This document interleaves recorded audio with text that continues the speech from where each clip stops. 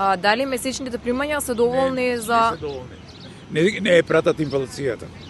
Не се доволни така да не стасуваат. Да го поминеме, мислам, скромно. И тоа скромно, не вака да... А на што најмногу парите ви одат? Храна. Највеќе се дава храна. И комунали. Уопште по продавниците не се симнати цените, чак се и покачени.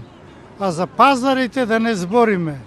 Цело лето најефтин патлиџан беше 100 денари, сега е 130 и 150.